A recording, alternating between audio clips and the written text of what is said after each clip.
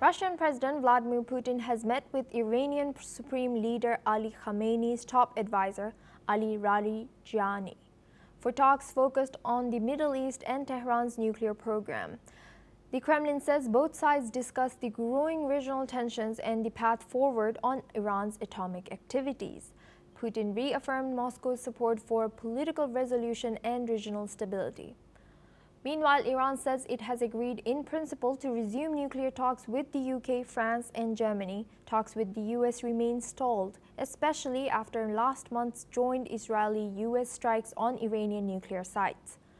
Tehran is demanding guarantees against future attacks. Now we're joined by Ross Feingold. He's a political analyst joining us live from Taiwan. Thank you, Ross, for joining us. Good to see you. Now, what strategic interests drive Russia's continued engagement with Iran? Also, what are the potential consequences if Russia positioning itself as a mediator or supporter for Iran's nuclear stance, continuing this? These two countries enjoy a very close economic and military partnership. Iran has been a supplier of drones and related technology to Russia throughout the war or following Russia's invasion of Ukraine over 3 years ago. That relationship, that military relationship, is extremely important to Russia. Also, having the relationship with Iran allows Russia to still try to be a player in Middle East diplomacy. And that goes to your second question, which is the issue of Iran's nuclear program and the potential resumption of negotiations with the other key stakeholders, whether that's European countries or the United States. In reality, Russia is fairly weak on this point. I mean, Russia might think that they could still be a stakeholder, but the Europeans and the United States, they don't really need Russia's participation in nuclear talks with Iran. They could talk directly to Iran. There are other potential mediators, such as the Qataris.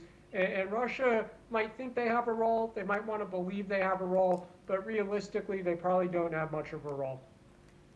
And Ross, how might Iran's demand for security guarantees before resuming talks with the US complicate efforts to revive the nuclear deal or reach new agreements?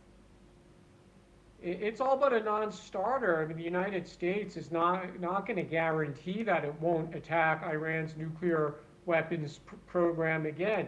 So the onus is really on the Iranians. It's to drop ridiculous demands. It's to reach a deal with the other international stakeholders and then stick to the deal. Don't try to make a deal, but then concurrently have a secret nuclear weapons research and development program, because the United States and Israel, they will discover that. There's really no scenario in which Iran could successfully hide such a program from the United States and Israel. And I think recent events have demonstrated that. So again, the onus is really up to Iran. It's to make a deal with transparency, a deal that drops its nuclear weapons program, and to be transparent and stick to the deal. And Ross, what are the potential consequences of Russia's positioning itself as a mediator or supporter of Iran's nuclear stance?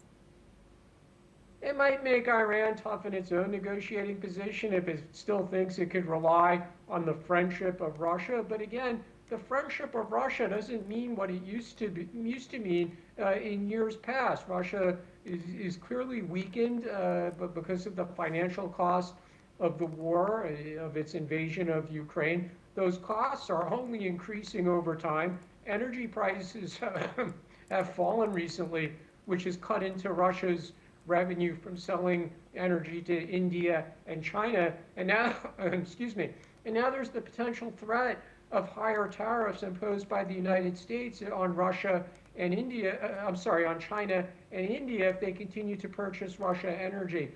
So Russia is simply not in the position to be that backstop to Iran that Russia might have been when the original JCPOA was negotiated way back in the Obama administration era.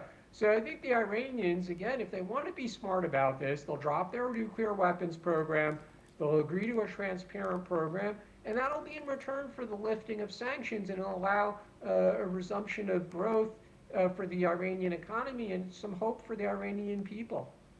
Thank you very much, Ross Feingold, for joining us and sharing your insight as a political analyst. Now we move on to our next news. In the latest update